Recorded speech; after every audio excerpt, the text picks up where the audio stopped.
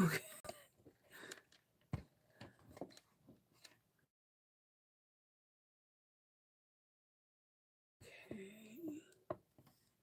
You'll say. Okay.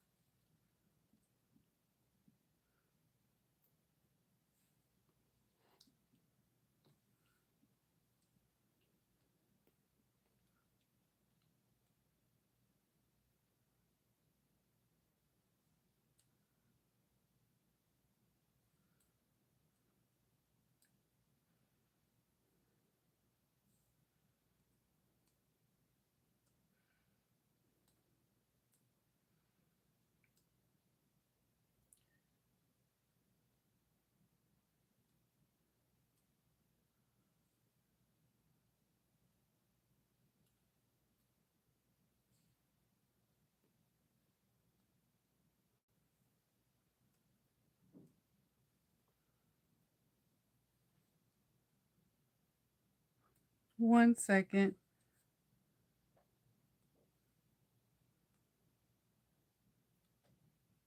I promise you, I know the name of these groups.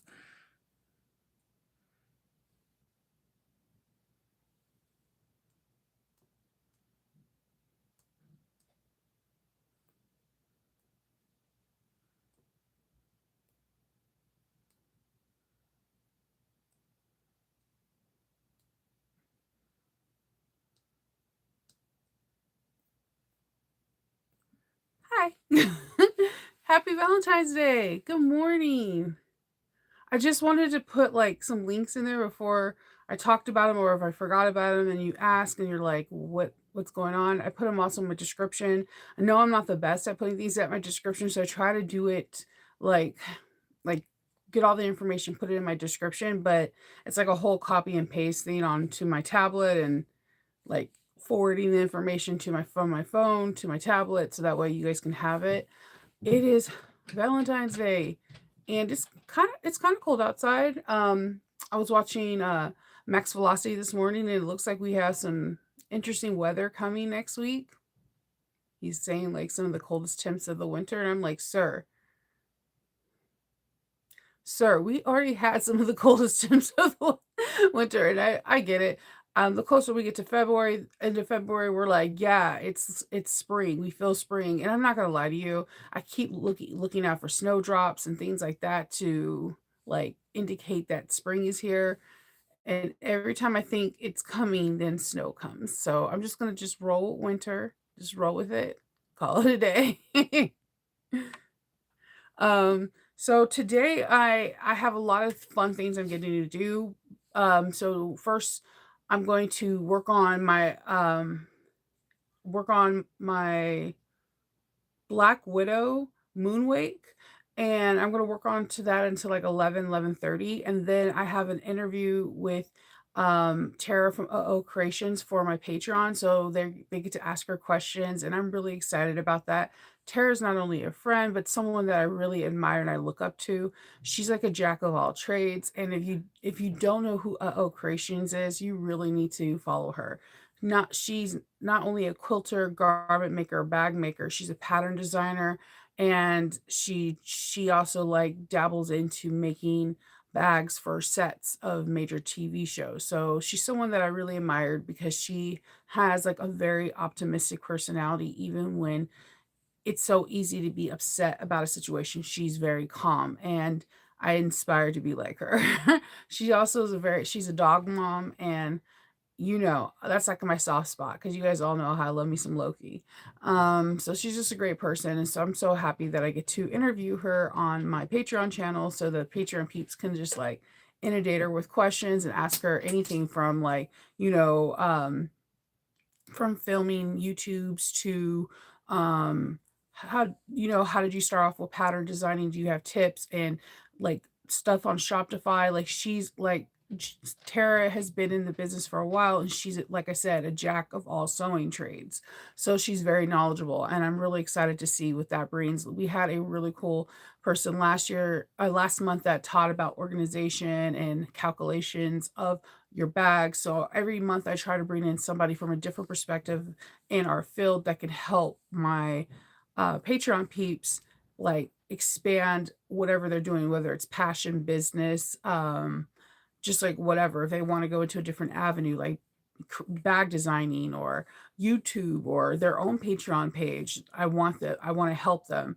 This year's theme is Secret Sewing Secret Society. So the giggle and the satire is that I'm trying to break open the wall so that way there's no secrets in the sewing circles, that we open it up for everybody. It rained here all day. You have 4 dogs, and it's kinda hard. Yeah, they're hard. Dogs are hard because okay, so Loki's really he's a chill dog. Like, this dude stretches more than anybody I've ever like, anything I've ever seen. Like, I've never had a dog stretch like him, but I've never had a dog as big as him, so maybe it goes with the territory. But, like, if my kids are home and they go down here to the basement, then that's when he visits me.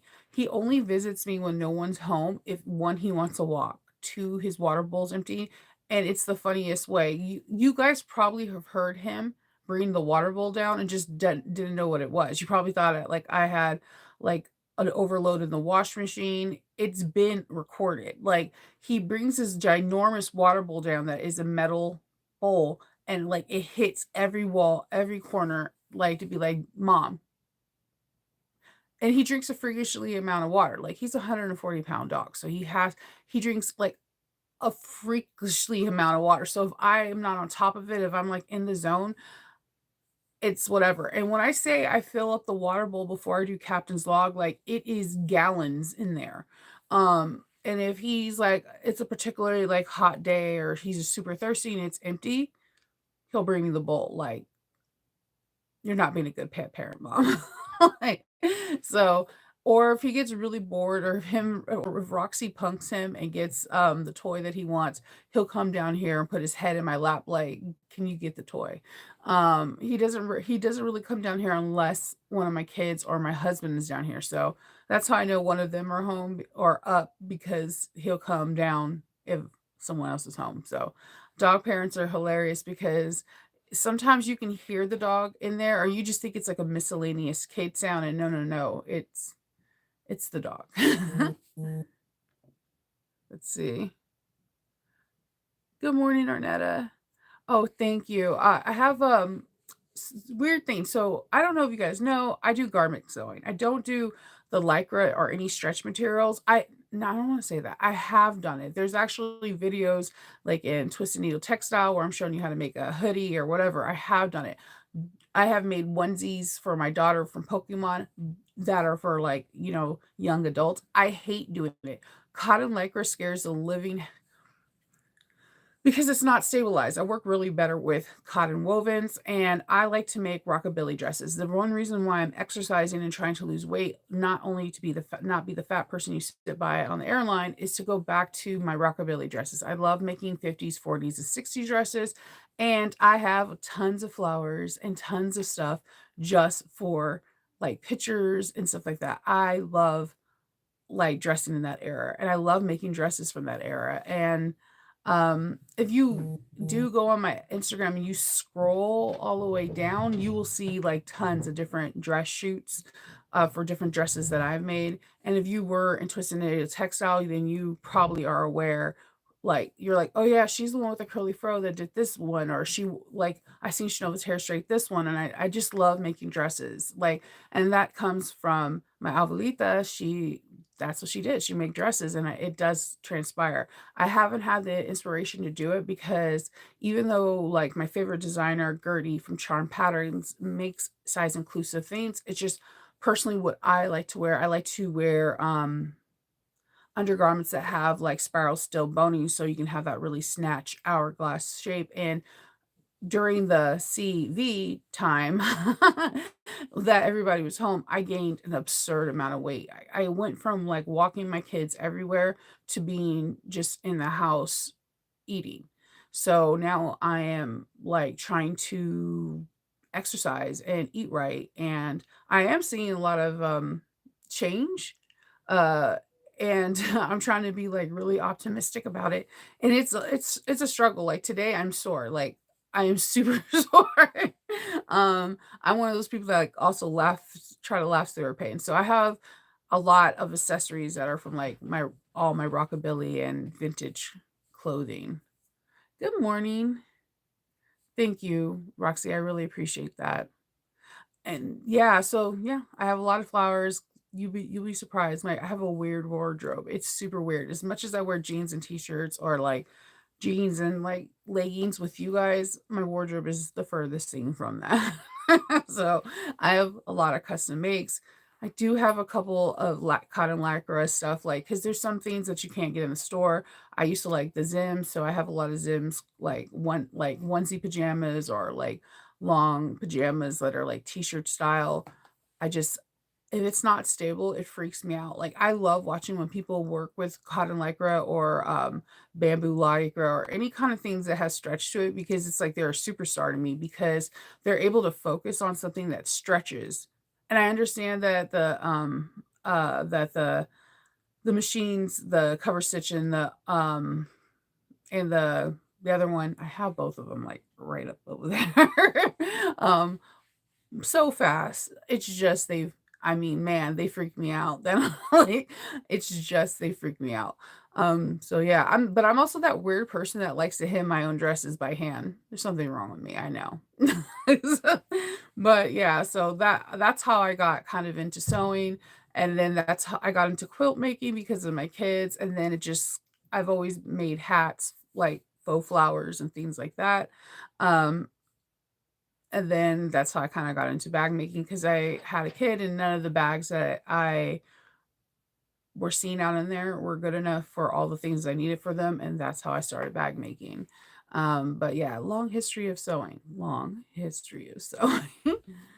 Good morning. So yeah, so today is February 14th, Valentine's Day, and Wizardry Getaway is going to be opening up. I don't know what time because Melissa's in Louisiana. But they're going to be opening up the listings for the spots available for Wizardry Getaway. Very much like kind of like Lauren's, it's only a certain amount of spots. So it's not like Sack Bag and Sew where there's like abundance amount of tickets. No, it's like a certain amount of spots and that's it because it's like an inclusive trip. You have your room and boarding, food, drinks, non-alcoholic drinks, but drinks, and like everything's pretty much included. Like even the kits. The kits come pre-cut in like if there's any interfacing that's already fused on, like the whole 9 yards. So I would recommend I pinned the Facebook group. I pinned Wizardly Stitchery. Join that Facebook group and then like put on your notification bells and just be like on it because I do not know. I forgot to ask her what time she's gonna go live. So as soon as those go live, it's first come, first serve.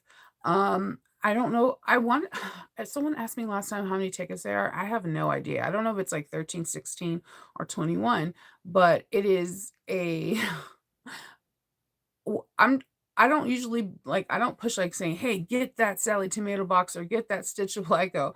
If this is Melissa's saying this is her last one, run. Run. And then when we're there together laughing, you're gonna be like, "Shanova, you're so right." And I'm like, "I know, dude. Totally." It's like, this is the only time I'm gonna be like, "I told you so." That was definitely a highlight of me for 2024. Like, I love teaching there, and it was a lot of fun helping people out with just being around people for, like, 3 to 4 days that love to sew, and we getting to know people that you may have met on Facebook or, Instagram, or meeting brand new people and watching their sewing techniques and enjoying their personalities, and then you guys become friends after that. It's just the coolest thing. It's just like, I don't know. I was pretty much almost Facebook friends with everybody after. I didn't know a lot of people going in, but I gained a whole lot of friends after. Like it was a great experience. And then it was just a really good experience, and it's in the middle of nowhere, so it really does give you that camp vibe where you guys are relying on each other.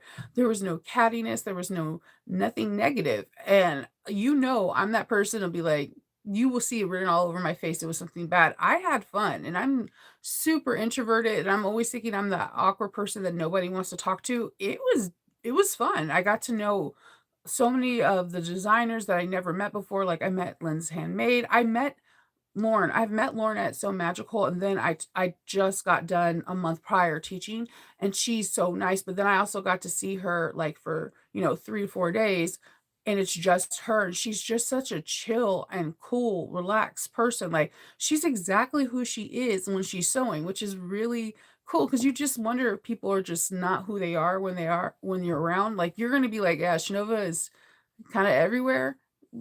What you see is kinda what you get with me. So, um, but it was really interesting. I didn't know so many things about other people. I got to meet Nikki, who is a teacher this year too. I met her for the first time. I've been a long time admirer of her bags, and she was so sweet, so nice, and so open. And then I've tested for Shannon from Not at Threadco for so long, and I messaged with her, and she's always been just like a very sweet person, but she's like also a baddie.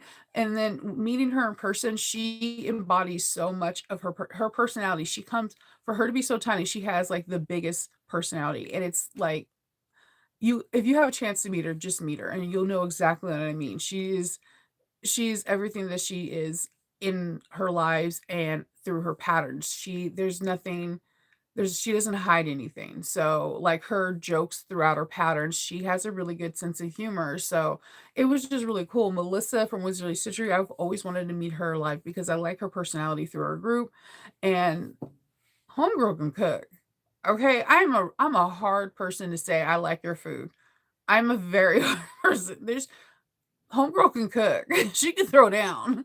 So, like, she kept saying, I do what I do best. I cook, and I was like, okay, bombastic side eye, right? Like, because 'cause I'm like, everybody thinks they can cook. No, she can cook.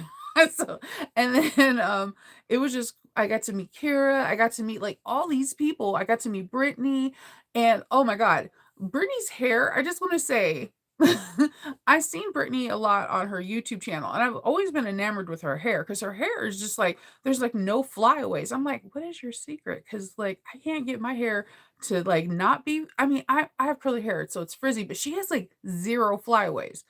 In person, it was like that too. It took everything for me not to touch her hair because I don't like people touching my hair that much. I know people are naturally curious about it, but she was really cool, down to earth, and really funny as well. So I had a good time. Like, I met Mary, and she has, like, this embroidery business, and she also does laser. She is the funniest man. She had, like, the coolest bowl chip that was the dragon. It was just a really good time. I had Donna and her daughter. Her daughter's about to get married, and it I had the coolest roommate. I had a ride or die, car mate that we had the worst adventure back home trying to get to an airplane and trying to figure out what these car people were telling to do. She was ride or die. Ivana's ride or die chick. I had a good time. There was, like, nothing I would just say I will wanna wash away. It was a really good time. Happy Valentine's Day, Io.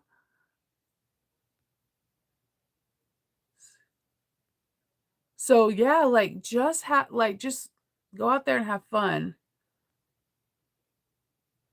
Oh, tornado warning, be careful. I know, I seen that there was some tornadoes jumping around, yesterday in California, actually, in not northern, but in Southern California, it was raining so much that there was, like, a water tornado for a brief moment, but they captured it, and I was just like, "Okay, they can't have anything else." They literally and the rain has to actually ease up a little bit because they're so everything's so burnt down, and if you're familiar with especially Southern California, when they have these devastating fires and rain comes, if it's too much rain, then mudslides happen, and there's, like, nothing you can do to prevent it. There's, like, nothing that first responders can do to stop a mudslide. It's there's, you know. I know Valentine's and Friday. So I have making my Black Widow moon wake, which it's all on my over table over there. I'm really excited about it.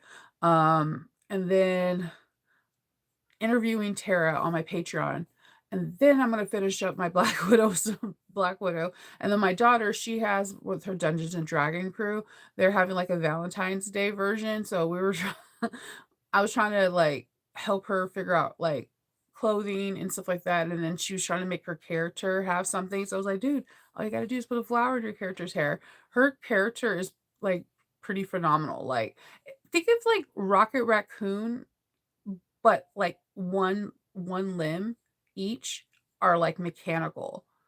So, yeah, it's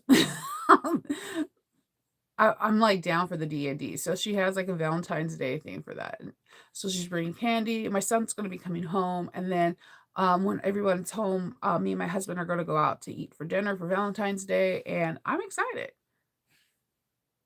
I know Ororosa's does end. So if you don't have like the mini E and the Ororosa Kata, get that because like it's they're on sale and all the patterns are on sale. Just go for it. And Alexis is constantly working on new patterns, and every time she shows us like a teaser, like her testers are just like salivating. Like I don't know, like Alexis is a baddie. I don't I don't know how she does what she does.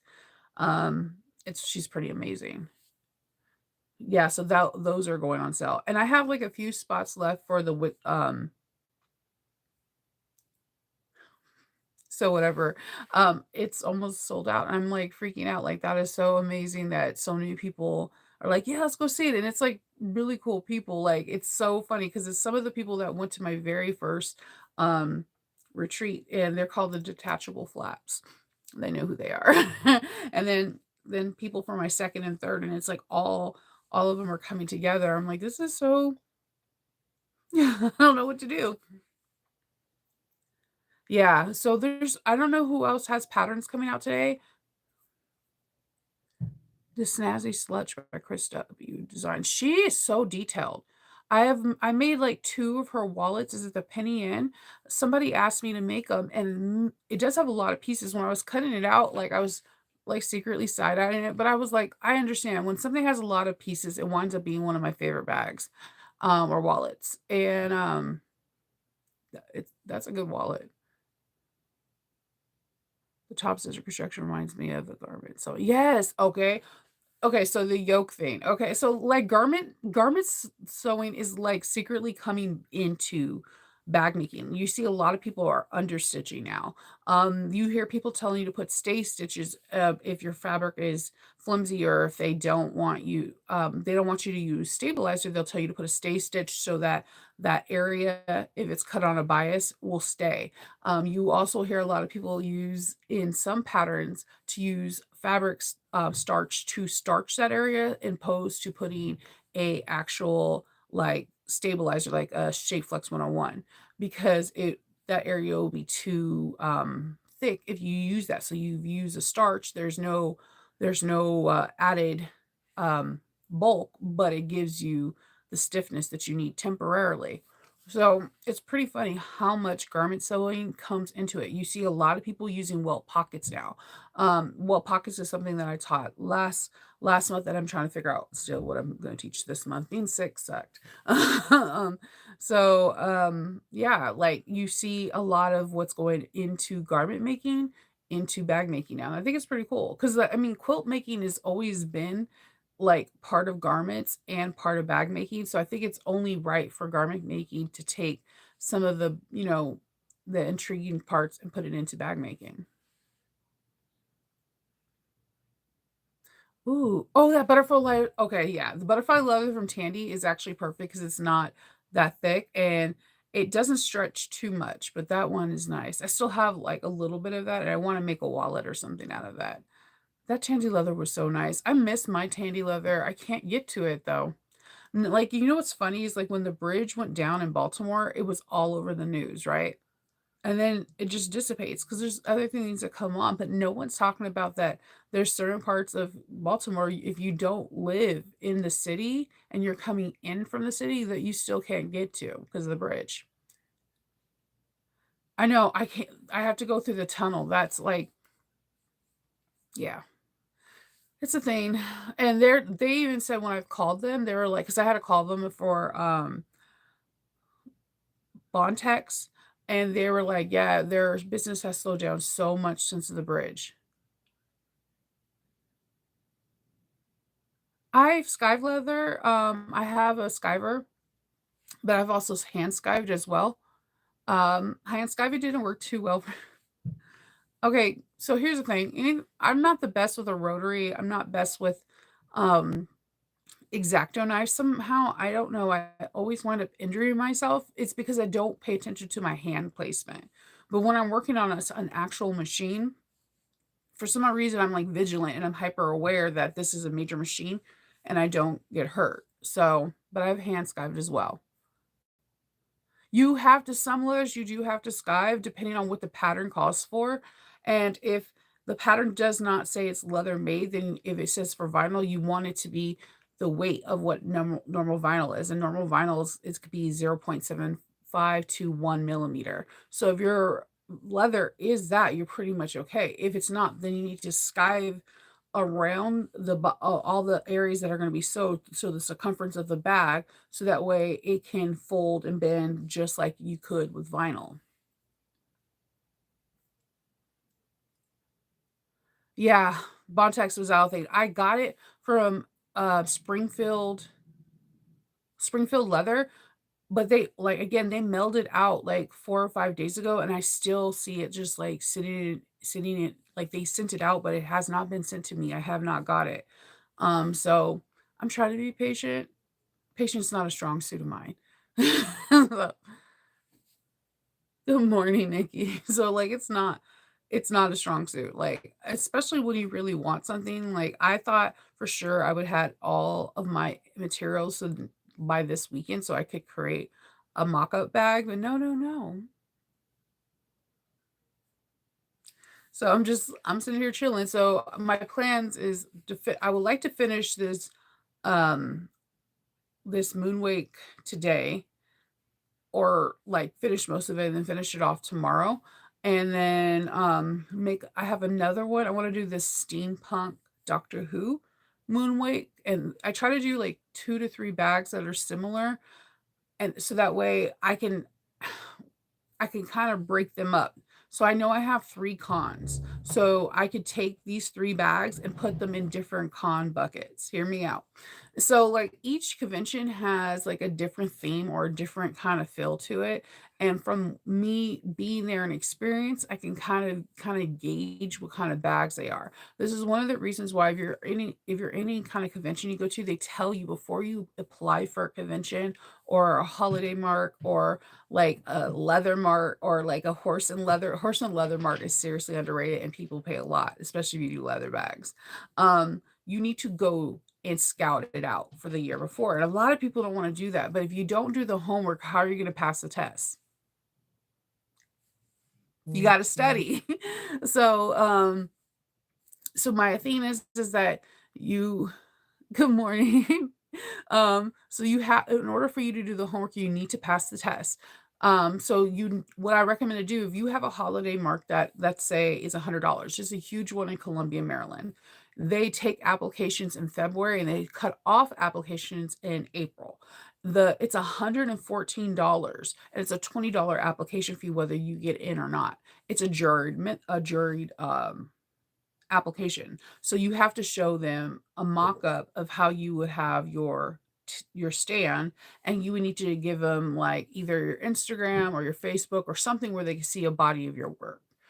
So before you go there, what you do is like, yeah, you're like, I want to do it this year because you want that money. Totally understand that, but that's a fatal mistake.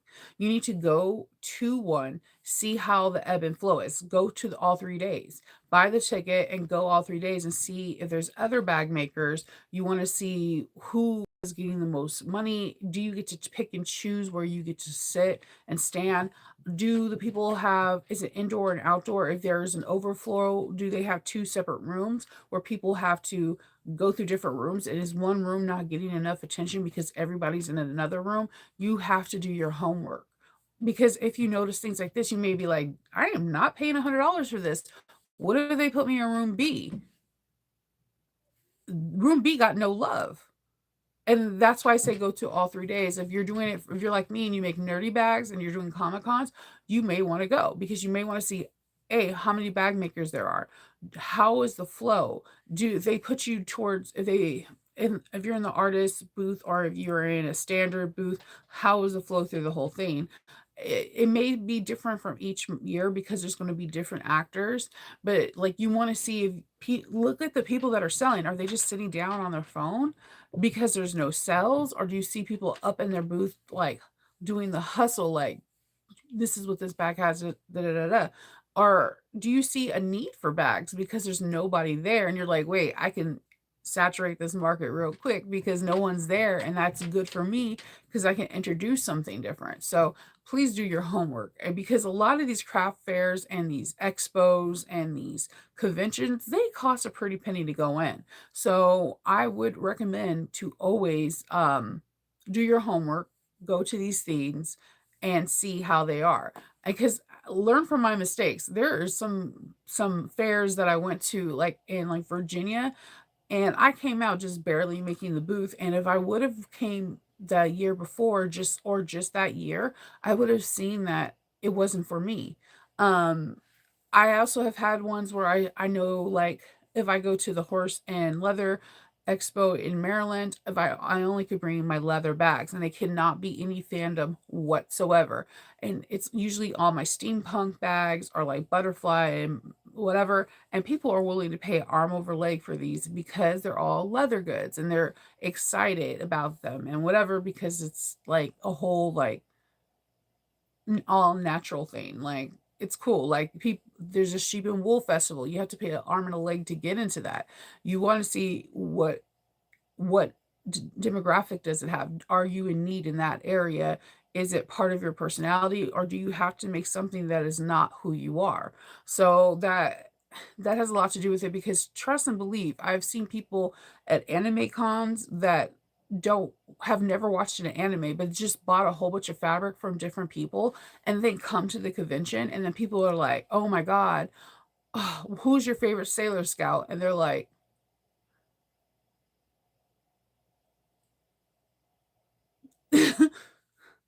"Have you watched Deadly Class?" And they're like,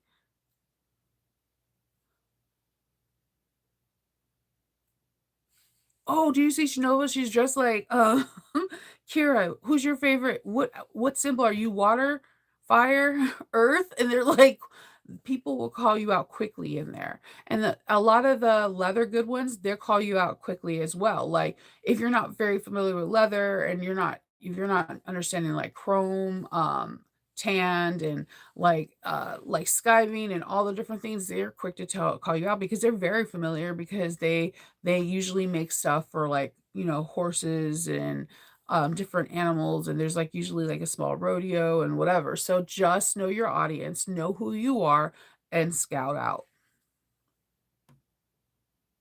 Oh yeah. Oh, I do have an affiliate link for Orosa. Thank you. Let's see.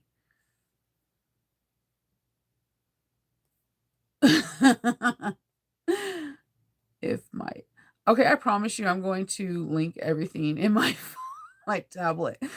My tablet's just so polar opposite of what I have. So hold on, sorry, somebody was calling me. Um, yeah, so I'll put that in the description box below. Yeah, it's not stressful. It's just figuring out where you are, and it's actually quite fun. Like I have friends who do very well at weddings. So there's wedding expos, and they're the people that make really classy bags for all the bridesmaids, and they do well, or make dot kits for all of the groomsmen, and they do very well. There is a place for us all. You just got to figure out where you belong. There I have the wedding one was the one that surprised me because me and my friend, she makes really, really gorgeous like clutches. Like her clutches, she does it with like crystals and that that's not glitter, but that shimmer. That that fabric that, like, you can change colors if you do this? She's really good at that. Like, I'm afraid that I'm gonna put a needle one through one, and it's gonna just hit me dead in my eye or my nose, like, I'm a hypochondriac with that. Be like, "Hmm." So she makes really gorgeous clutches. So we had a friend that, was working at MAC, and we went in there because she was trying to get some kind of makeup, and she looked at the bag, and she was like, "Oh my god, this is so nice. Have you went to a wedding expo?" And she was like, "What? What's wedding expo?" And they had one in Timonium, Maryland, and, it worked out, like, brilliant because, like, makeup people that do, like, makeup at Sephora's and Ulta and all that stuff like that, these artists sometimes go to these shows to do, like, "Look at what I can do for you on your day of your bridal thing. I can do your makeup and your mother, the bride, or whatever, and this is how people get scouted." So she was like, "You should see if you can get a booth." So instead of getting a booth, she was like, "Shinova, come with me." We paid, I think it was like $30 a ticket to get in, but they had, like, really cool stuff, like mimosas and all that stuff, and we seen that there was, like, nobody there that made bags, and now she's there, and she's always busy, and this is her busy season because there's always June brides, there's always fall brides, there's winter brides, like, so she's always busy doing parties, for wedding gifts for, like, clutches for all the bridesmaid to have the same clutches, or dot kits for all the, men to have dot kits as a thank you gift, or she even works for the bride to making her a nice clutch to carry. So, you you don't know where you could fit in until you try. That's why I always say that there's room for us all, and just expand your horizons because you might be just perfect somewhere and you have no idea. So it woulda never came to us if we didn't bother to go to MAC in the mall and someone liking her clutch. That's why I also say, like, where would you make? I know all of us, like, we love the Coach, the Vera Bradley or whatever, but somebody might see what you make and want it and wanna know more about it, and it's advertising it. So, I don't wear any other person's bag except my own. And even when I was first making bags and they were super, super crummy, I don't wear anyone else's bags except my own. Unless it's a gift from another bag maker, then straight up I'll wear it like with pride because I know how much hard work they put in with it. But wear your bags. You putting all this money into hardware, patterns, and all this, wear your bags. You're worth it. Like, and you don't know where it's going to lead you to. You never know. You might be a 5K person and people might see your fanny pack and be like, "Oh my God, can you make it the theme with embroidery for this 5K run?" And now you're making them like ripstock with embroidery for this 5K and everybody and their mom is wearing one. So, like, the options are endless. Just come to me. I always have, like, weird things I think about. So you just order templates for the Orosin Mini E and Kata. Yes. Oh, no, Lynette, I completely understand for you. I know. You started exclusively wearing my own bags about 2 years ago. Yes, because people pay so much money. You pay for hardware, you pay for name tags, you pay for all this stuff. Wear your bags. Wear your bags. You pay for really luxurious patterns and fabrics and cork and faux leathers. Wear your bags. Just wear one because you never know who you might bump in at Target. We're like, whoa, who's that bag by? Oh, I made it.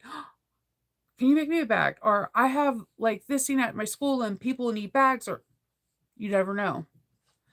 And then if you have an abundance of bags that you're like, they're not selling or whatever. So I have bags that sometimes that don't sell.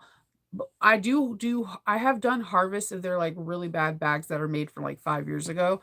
Um, but I do also give bags to like the women's shelters and like family shelters, especially if like they're bigger bags, like duffel bags or whatever, because they are always in abundance and they always need. And that feels good too. So, I know sometimes we make more bags than we need, and there's always room for something, like, especially backpacks, a lot of schools ask for backpacks in the beginning or at the end of the year for kids that don't have backpacks, and The schools in our area love handmade ones more than everyone buying like the $5 or $6 ones at Walmart, because everybody knows that $5 or $6 Walmart one is the ones that people get because their parents can't get it. Versus if you make a cool ass like Minecraft one, everyone's like, "Where's your back? How did you get this backpack?" Like, so just little things like that can make this kid feel confident that yeah, his mom or dad didn't have the money, but I have a really cool backpack now. So just a small thought. So I am going to drink my berry lemonade kombucha today. My favorite one is the pineapple one, but my tongue doesn't like it. Ew, did you guys know the enzymes in pineapple, the reason why it goes after your tongue may not be an allergic reaction, that the enzymes in pineapple, they try to eat you, but our stomach acid devours their thing, but that tingling sensation is them trying, yeah, their acid trying to break us down. I just found that out. I thought it was weird, so I'm here to share it. Yeah. So, Foster Teen Organization loves cool and unique bags too. Go ahead. Yes, please like and subscribe. Smash that like button. I want to do it like those YouTubers be like, they say it like really with some inflection and their faces are like smash that like button. Yeah. Yeah, see, really unique and organized bags, like super, like especially in back to school, if you're doing any backpacks and you're like, hey, these are not selling, think about like in your area about like donating it to a school for kids that do not have backpacks. And then there's women's shelters for regular bags, especially there's women's shelters that are trying to get them back onto their feet for jobs. A lot of our classy bags they could take into a job interview, and it can like maybe upscale their look to make them look like they're not at a women's shelter or they're struggling. It can may give a different people a different impression because they're going to be like, oh, this is unique and blah blah blah. So I'm just a thought. So I am going to drink my kombucha, stuff my face with my yogurt, and I will be working. So if you need me, reach out to me, and I will talk to y'all later. Bye.